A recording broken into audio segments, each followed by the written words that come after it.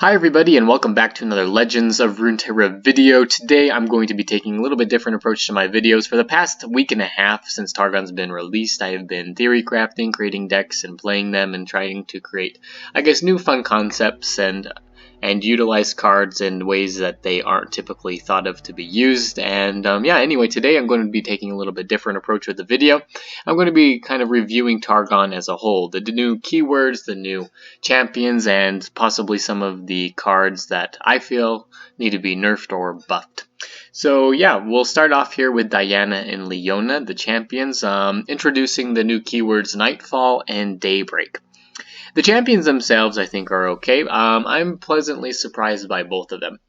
I guess what is more interesting for me is the keyword abilities Nightfall and Daybreak. Nightfall, you get an activated ability if it is not the first card you play in the round, and then Daybreak is an activated ability keyword if it is the first card you play in the round. And so, yeah, they're kind of complementary keywords, but they don't really work super well together in the same deck. There are a few people that will play them together, but they are almost always used as kind of solo keywords. So Diana can work with Nocturne, or Diana can work in kind of a capacity with other champions, and the same with Leona. You do see them together every once in a while, but they're more often than not they are paired with other champions. So, okay. So Nightfall and Daybreak. Nightfall seems to have a little bit more variable gameplay, just simply because it is not exclusive to Targon. So Shadow Isles has Nocturne, and Nocturne is a Nightfall champion as well, and there are also Nightfall units from Shadow Isles. So the cool thing about that is that you compare these two regions together and it works really well. And there's like more ways to, I guess, level up Diana, and just more ways to play her just because of the variability of the Nightfall units. Daybreak, on the other hand, is kind of vanilla. It's almost like the Demacia Bannerman. You basically are forced to, if you are running Leona and want her to level up, you're forced to put in her whole package, at least her units, and most of her spells as well. A few of them don't make it into the deck, but it's very vanilla. It's very straightforward, and it's a very easy concept to play. It's not really my favorite thing though, because there isn't a ton of variability in the Daybreak units, and I don't know that I necessarily see them releasing a whole bunch more into other regions. I think they will release them into Targon, but between that, like the new champions that will be coming out, none of them really seem to be like Daybreak, champions. And so then they would potentially release just solo Daybreak units in other regions, but I just don't see them doing that. Yeah, they could introduce a few more Daybreaks into Targon, but for the most part, I think that the Daybreak units that we have and the kind of Daybreak spells are the ones that we're going to be stuck with. And this makes it really linear. Makes it very kind of unfun for me to kind of craft decks around it, just because you're always including the Solari Soldier, Shield Bearer, and Robin, the Daylight Spear, or whatever. So, yeah, not the most fun kind of deck. And this goes back into my thoughts on Nautilus and on Maokai and the deep concept. If you want to play Nautilus, you really just have to put him into a deep deck. He doesn't really find a lot of success in other decks, because in order for him to level up, you have to be in deep. Maokai finds a little bit more play outside of deep deck, simply because he kind of generates ephemeral units and just can work in other facets. But Nautilus is basically exclusively deep. Same thing with Leona. She's exclusively Daybreak, and there's only one region with Daybreak abilities and cards. So, yeah, not a super big fan of Leona. I'm more of a fan, or the Daybreak. I don't mind Leona aesthetically and kind of thematically, but I probably prefer the Nightfall and Diana. Just more ways to play it. Alright, so now we can talk a little bit about Tark here. Tark is my favorite champion that was released this last expansion, including all of the other regions.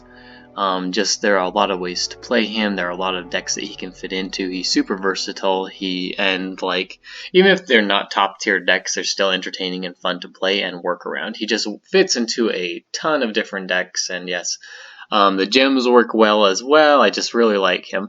Not much more to say about that. I just like his design and thematically how, and just how he works with other champions and can potentially, you know, he could potentially work with any champion in Legends of Runeterra. I do believe that you could find him, maybe, like I said, not a top tier deck, but you could find a way to fit him with other champions in Runeterra. Alright, and then the last one here, Aurelion Sol. Aurelion Sol for me is hit and miss. His design is awesome. He definitely has like the wow factor, and they definitely hit that. He's a 10 cost card, so he is kind of difficult to get out unless you are running him in a specific deck built around Aurelion Sol, so Mana Ramp or Thresh, something like that. Now, the problem I do have with Aurelion Sol is that the Celestial aspect of it. I do like the Celestial cards, but with Aurelion Sol, it's very common to be going against other Aurelion Sol decks. And when you do go against other decks that contain Aurelion Sol, it seems like the one who wins is just the one who creates like the better random Celestial cards, right? Because that allows you to level him up faster. Like if you get bulkier Celestial cards or have had more luck in that kind of aspect and you have more of them on the board, you can level Aurelion Sol up and then all of your Celestials are 0 and then you end up winning the game. So it does seem like it is based on a lot of luck on who wins if you're going kind of in a mirror. Even with other Celestial decks, not necessarily including Aurelion Sol, it kind of is the luck of the draw. So yeah, Aurelion Sol, like I said, pretty cool thematically. He's also a dragon. The dragons were an interesting inclusion in this last patch. I've talked a little bit about dragons here before and maybe how to improve them. I think there is going to be some sort of buff to them coming up before Shyvana is released, and I kind of touched on this before when I was talking about the Herald of the Dragons. I think she's going to get a health buff. I do not think that she's going to get like a mana, or like, you know, reducing the cost of her. She more than likely is going to get a health buff, and this is going to be right before Shyvana is released so that there's some excitement for dragons. Dragons, again, thematically are awesome. A lot of people like dragons.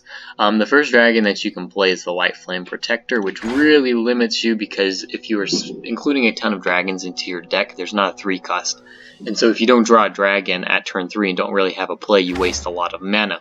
You can mitigate that a little bit by including things like Mobilize or Dragon's Clutch. You can play this on turn 3, draw 2 dragons, and then kind of preserve your mana. But for the most part, there's not a turn 3 play really for dragon type decks. One thing that I think they could do to improve this archetype in like the moment, so I do think she's going to get a buff. I think if they included on Herald of the Dragons, if she was actually a dragon as well, and you could pull her with Dragon's Clutch, that would go a long ways in helping kind of the dragon archetype right now. Because if you don't have the Herald of the Dragons, who's almost like if you're running an exclusive dragon deck, she's necessary to include in it. If you don't have a way to pull her, you're just basically, you know, you're going to be mulliganing really aggressively to get her, but if you don't, then you're just kind of screwed, and you don't get the turn 3 play with the White Flame Protector. But if she were a dragon and you had Dragon's Clutch, it's just another way to draw her if you don't have her. And I think that's a really easy way to kind of give a soft buff to dragons and making them a little bit more viable. I don't think that it would be I don't think that would make her any more strong. I guess with the dragon ability, they do all have fury, so maybe that's why it's kind of like aesthetic. They don't want to give her dragon because she won't, so that she doesn't have fury. But if they did, I think that would be kind of a necessary small buff, not super overpowered, just to give some more, I guess, card draw to get her out and to make the archetype more viable. So that would be my idea for that, as I've been thinking about it a little bit. Alright, the Celestial cards, I can touch on those a little bit more. I talk kind of about luck. I really do like the Celestial cards in general. Just it adds variability to all the decks that you can play, and it adds a lot of kind of choices and decision making based on the deck you're playing and going against. You can choose which cards out of the 3 are best for you and in the situation, and just adds a ton of variability. Yeah, I don't really like when Aurelion Sol is included and getting, you know, powered up. You kind of level up him, and then the Celestial cards are 0, and then they just end up winning the game from that. So yeah, I don't like how the randomness with Aurelion Sol, especially in mirror decks, kind of dictate whether or not you win a game. Alright. Really, the last card I want to talk about specifically here is Hush. Hush is, in my opinion, when it was first released or revealed, I was kind of skeptical about how good it would be and how much it would be used. I thought it would be kind of a tech card for metas, and maybe it still is, but it is auto-included basically in every Targon deck, either 1 or 2. Generally, you don't include 3 just because you get multiple uses out of it. But either based on the meta or just how we are right now, Hush is included into all of the decks. And it is a super powerful card, super powerful, and it can completely undermine and destroy your opponent on turn 9. And a lot of games are going to be controlled by kind of these control-y decks, so that we get to late game and they have these Hushes in hand, and then all of a sudden you think that you got like the upper hand, they don't have a lot of units to block, you've kind of powered up yours, and then they just like completely destroy you in one round because they've got Hush. They hush all of your buffed units, and you are, you die, and there's no way to get around it. Hush is super powerful, and it will probably be nerfed. I think a lot of people share the same opinion, is that it's a little bit too fast with the burst speed. A lot of people think it's going to be nerfed to fast speed, and I could probably see that. That would mean you'd have to be a little bit more proactive in using it. It may also completely destroy it from the meta. But in general, it is a super powerful card, and it definitely it kind of has the sort of pre-nerfed nab feel where you can't respond to this. And it feels really bad when the opponent uses it on you and just completely like wipes out and completely nullifies anything that you've done this entire game. Yeah, so I think this is going to be nerfed. I think it is a problem, and yeah, I think they recognize that and will fix it. Alright, so yeah, in general, those are my thoughts about Targon. If I were to give this kind of a rating, Targon a rating from 1 to 10 on like power levels, I say it's probably about a 7 or an 8. It definitely is the most commonly used region right now, but I think that's going to slow down a little bit once cards are nerfed, and then sort of we readjust and start including other regions a little bit more often and finding counters to this region. We're already kind of seeing that with Shadow Isles and Bilgewater are running kind of as a counter meta right now, and it's been pretty successful. So in general, Targon is pretty powerful, but that may just be because a lot of people are using it. And then I think that also card nerfs are going to be coming in a couple of weeks and gutting a few of these and making it a little bit less viable as a region.